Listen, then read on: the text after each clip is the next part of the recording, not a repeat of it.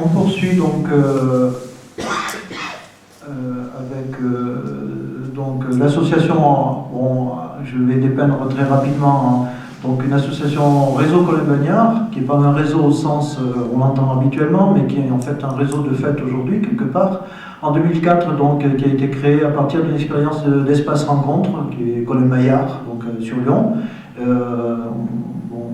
Les membres fondateurs de l'association se sont retrouvés là et puis ont réfléchi à qu'est-ce qu'ils pouvaient faire par rapport à ces questions-là. Ils ont identifié déjà les premiers éléments, le soutien psychologique, après le soutien au niveau des dossiers juridiques, ensuite un petit peu essayer de comprendre qu'est-ce qui se passait et petit à petit, donc au bout d'un certain temps, on a déposé des statuts en 2006, une association qui n'est pas territoriale, hein, qui est dans le but général.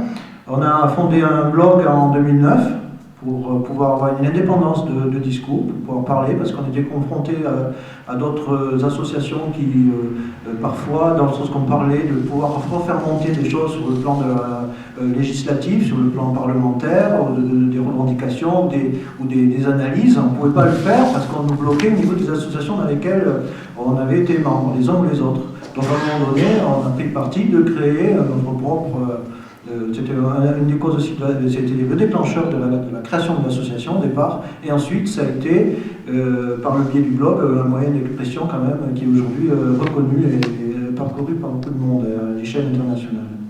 Donc l'association a adhéré d'ailleurs comme père enfant mère au collectif de la Gruge, qui comprend un peu plus d'une vingtaine d'associations aujourd'hui. Alors, pour introduire le débat sur... qui nous préoccupe ce soir sur la résidence alternée. Je vais essayer, aussi vite que je pourrai, parce qu'on a pris un peu de retard déjà, de rappeler un petit peu l'actualité parentale, donc plus de 200 manifestations ou événements. Alors là, j'ai fait une liste qui est du 14 juillet, enfin rien que dans cette période, c'est déjà très dense. Cette même liste, je ne l'ai pas à jour pour toute la période, mais ça montre bien qu'il y a énormément d'événements. D'après certains, c'est déjà plus de 200 dans la dernière année qui vient de passer. C'est considérable. Donc c'est vraiment un phénomène de société.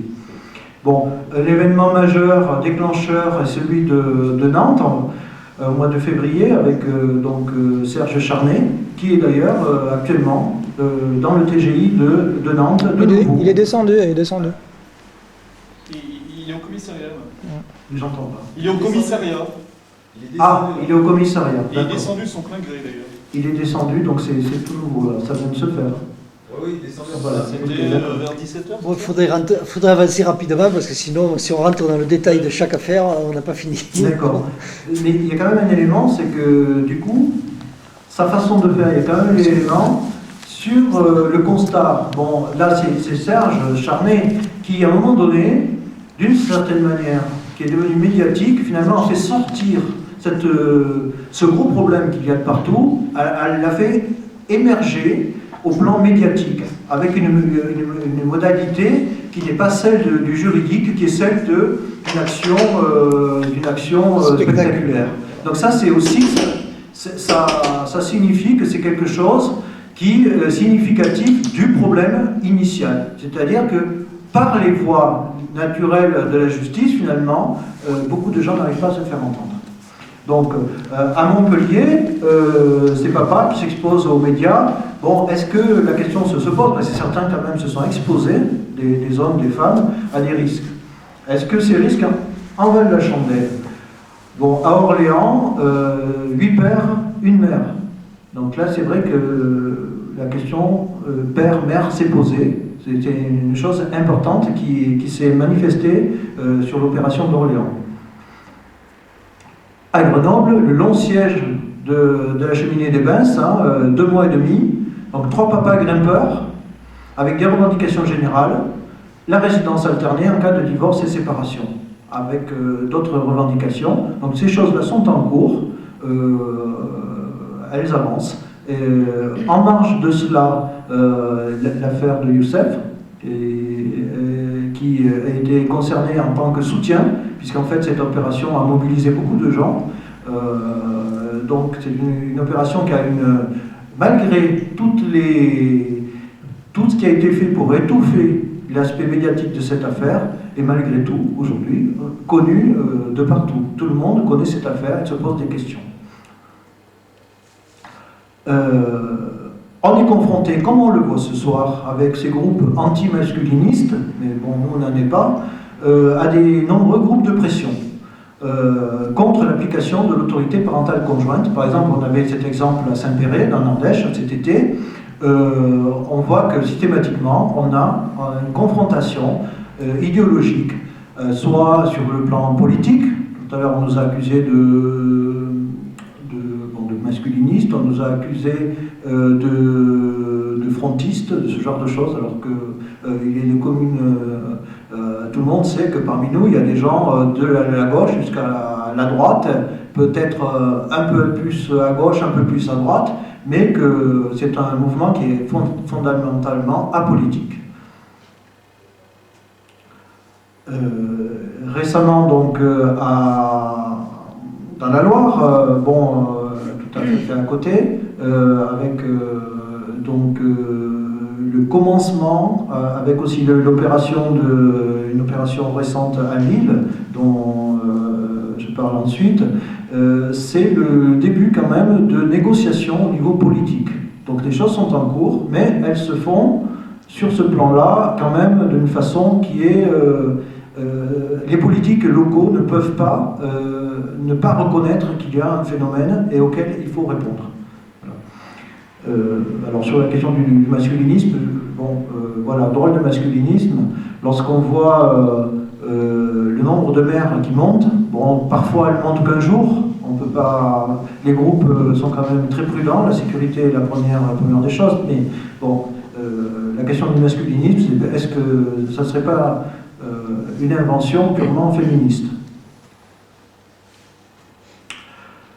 La carte de France, alors tout à l'heure on a vu la géographie, disons dans la chronologie, là on voit plutôt la répartition. Donc on voit que c'est un phénomène généralisé. Hein, c'est pas à jour, c'est partiel.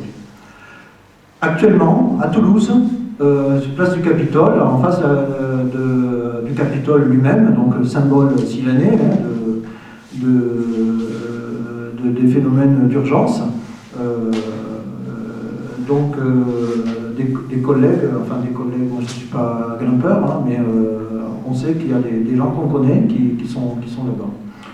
Et donc l'affaire aussi de Serge qui vient de descendre de la grille du TGI de Nantes. Alors, à proprement parler maintenant sur la résidence alternée, qu'est-ce qu'on peut dire pour, avant de démarrer, à proprement parler, les interventions des différents intervenants. Bon, la définition de la résidence alternée. La résidence alternée est une organisation de l'hébergement des mineurs dont les parents ne vivent pas dans le même domicile. J'ai un peu de mal à lire parce que on voit très bien l'écran. L'écran est un souci. Un enfant en résidence, il manque une partie. Mais bon.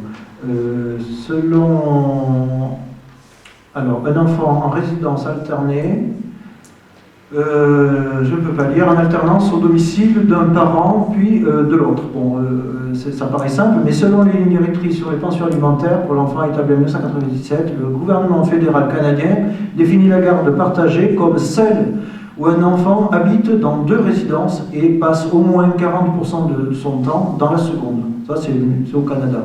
Bon, alors, en France, je n'ai pas entendu parler de définition de ce type-là. Voilà. Cependant, il n'existe pas donc de définition internationale propre à notre définition de la résidence. Alors, je vais changer le mot de... Excusez-moi. Comme ça, parce que là, je ne peux pas y arriver. Afin de distinguer la résidence alternée de la garde exclusive, impliquant le fameux un week-end sur 2 et la moitié des vacances scolaires, il devrait être permis de considérer que la principale nuance porte sur le fait que la résidence alternée permet aux 2 parents de prendre activement part à l'éducation de l'enfant. Ça, c'est l'élément clé, contrairement à la garde exclusive.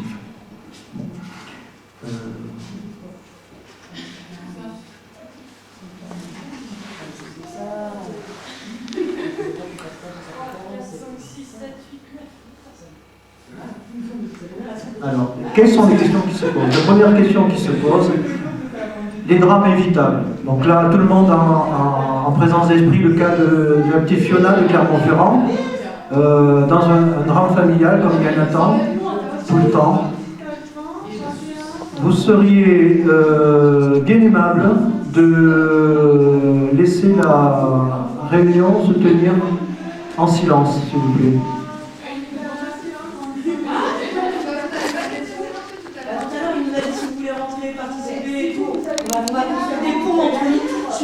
Bon, écoutez-moi, si votre but est de perturber, c'est fait, vous avez perturbé. Donc je vous invite soit à vous asseoir, à écouter sagement jusqu'au débat, vous pourrez intervenir si vous le souhaitez. Sinon, je demande l'évacuation de la salle.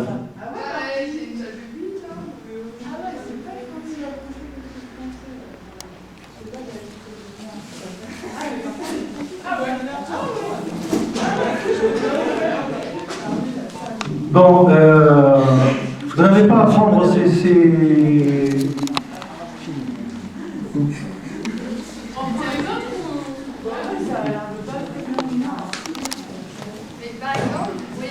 Je vous prie de quitter la salle.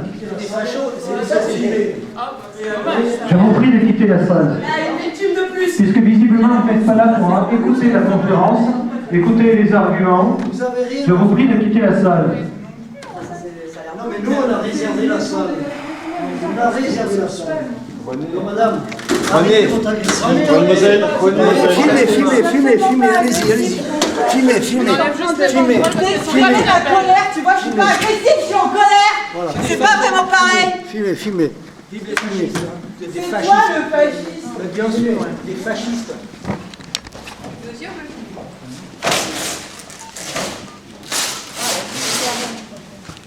Ils sont pas capables de faire des enfants, ils regardent ça. Oh, voilà. Mais on en veut même pas des enfants. Vous savez ce que t'en fais, toi, des enfants? C'est sûr qu'ils ne savent pas comme ça, mon fils, j'espère. Bon, alors nous, on prend, parfois on a... Allez. Au revoir. Salut. Au revoir. Avec les cheveux verts. Ouais. allez, vous vous sentez mieux maintenant? Allez, hop, dehors, on fait notre conférence. Merci. Hein, Je vais appeler Léon Angèle.